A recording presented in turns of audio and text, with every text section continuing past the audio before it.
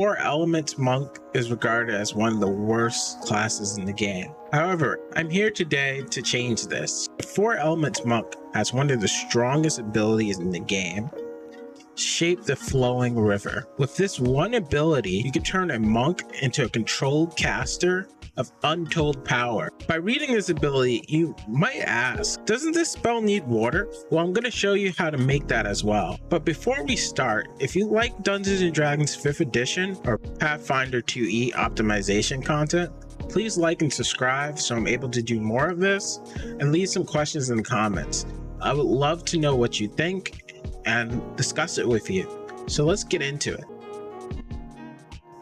So this video will be separated into three parts. One, how Shape of the Flowing River works and how we can create those conditions effectively. Two, when we get Shape of the Flowing River working, how can we use it to win encounters? And three, how do we build into it? So let's get into the first part.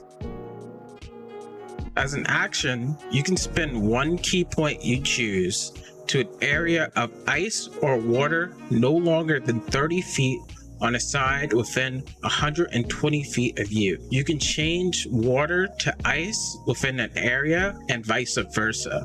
You can reshape ice in an area in any manner you choose. You can raise or lower the ice's elevation, create or fill in a trench, erect or flatten a wall, or form a pillar. The extent of any such changes can't exceed half the area's largest dimension. For example, if you effect a 30-foot square, you can create a pillar 15 feet high, raise or lower the square's elevation by 15 feet, dig a trench up to 15 feet deep, and so on. You can't shape the ice to trap or injure a creature in the area. So what this all means, Shape the Flowing River is like a wall spell, meaning you can create any structure of ice you want within an area of water or ice you use. Additionally, Shape the Flowing River can do something other wall spells don't, which is elevating and de-elevating, allowing you to create gaps in the battlefield.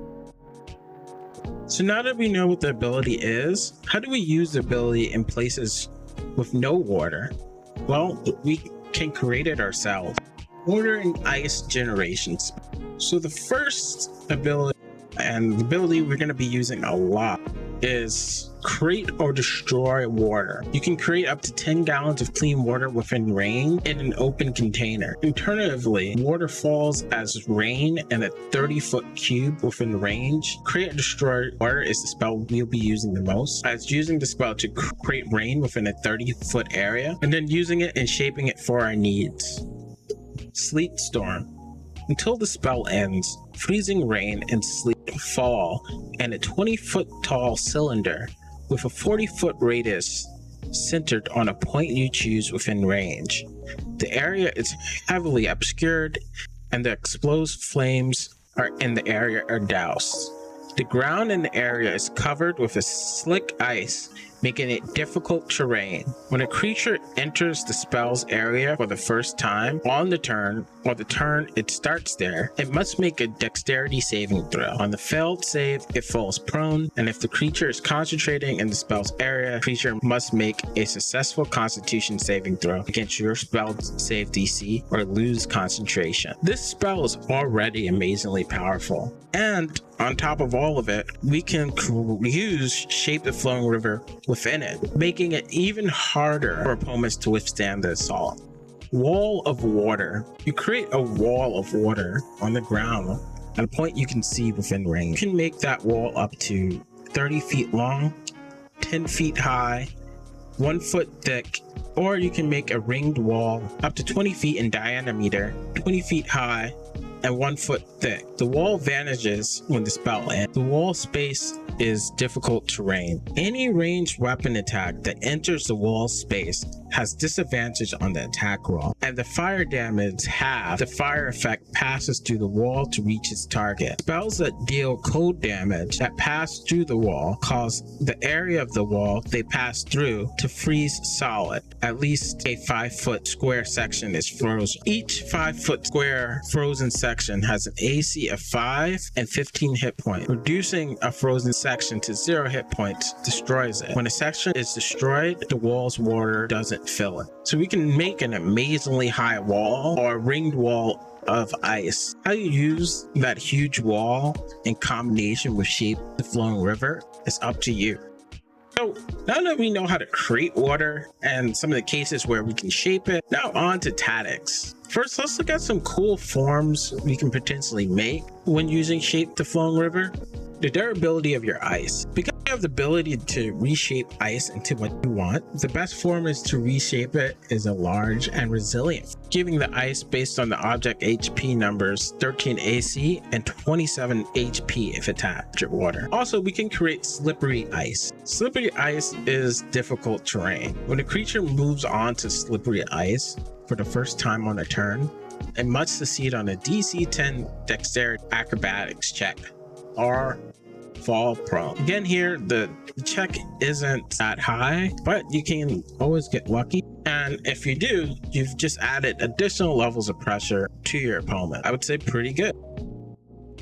Let's talk about the meat of the build, tactics. Many of these tactics can be used at the same time when you cast Shape the Flowing River. The first ability is Ice Trenches. Shape the Flowing River allows you to dig a 30-foot trench 15 feet down. Now, you can't trap them in without maybe combination of another ability or spell, but if they do get trapped down there, they will be easy pickings for you and your team. 15 feet is pretty deep, and even monsters with decent strength scores may struggle being able to jump up there. Ice Pillar, you lift yourself and your party up 15 feet in the air, making it hard or almost impossible for some creatures to reach you. So this is pretty much just the opposite of creating a trench. It might be easier to do than creating a trench. Ice Wall, simply create wall-like structures to block off enemies, section off mobs, or create more time for your team to have a decent response. And lastly, Shape Water. After you cast Shape the Flowing River, you can also use Shape the Water to create other structures with a little less limitations than maybe Shape the Flowing River. Maybe on the second turn, you can actually create that trap or actually box someone in. Okay, so here's how it pans out. The build is really constructed into three things. One, we have the 4 elements monk for Shape of the Flowing River, which is useful for the reasons I've been listing. 2, Sorcerer. Not only does it give us the ability to use, create, and destroy water, which is our main method of generating water, grants us access to Quicken Meta Magic. Quicken Meta Magic allows us to use the combo bonus action Quicken Meta Magic, create and destroy water, and as an action, use Shape the Flowing River and have that shape be whatever form we want. The Quicken Meta Magic combo is very important because it allows us to use Shape the Flowing River in the first turn. Without it, we would have to use Create and Destroy Water the first turn, and then the second turn, Shape Water, giving our opponents a chance to better position themselves. Additionally, via Front Magic, we can take extra spell slots that we get, fuel that combo by converting them into sorcery points.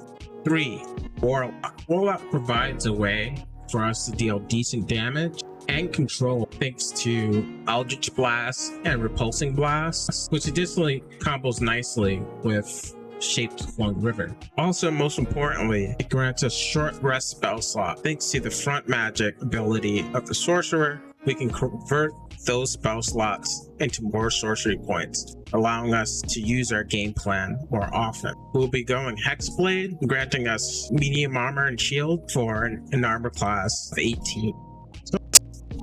Stats and race. So ideally the most optimized version would be the race human variant, which we get 16 charisma, 14 con, 13 wisdom, 14 dex. Rest we leave at 8. Also, we get first level feat. We grab meta magic adept right off the bat. The level progression. So levels 1 to 2, Divine Soul Sorcerer. We start here first for the Constitution proficiency. We have some cool spells such as the Sealed spell, Absorb Elements, Magic Missile, of course, Create and Destroy Water, and the ability Favor of the Gods. Also, by going level 2, it grants us the Front Magic ability, which we will be using for the reasons listed. Levels 3 to 4, Hexblade Warlock. Here we pick up Warlock for Eldritch Blast, Repelling Blast, and Medium Armor, with a shield that brings our AC to 18. And also, we get short rest spell slots, which will be extremely useful. Levels 5 through 7, the Way of the Four Elements Monk. Levels 5 through 6 are a bit of a slog, as one doesn't gain much from the monk classes other than the occasional uses of Patient Defense and Step of the Wind. At level 7, we finally get power we've waited for, Shape of the Flowing River. Level 8 through 10, Divine Soul Sorcerer. So for the very last levels, we pick up Divine Soul Sorcerer. This not only lessens the resource cost of using Shape Flowing River plus Quicken Meta Magic, we also are able to pick up Charisma, ability score increase, improving our Eldritch Blast and Repelling Blast. Also at level 10, we finally get access to level 3 spells, allowing us to use the full scope of our game plan. Thank you guys so much for watching this video. I hope you enjoyed it. Please like and subscribe. Also, you're free to ask me some questions in the comments below.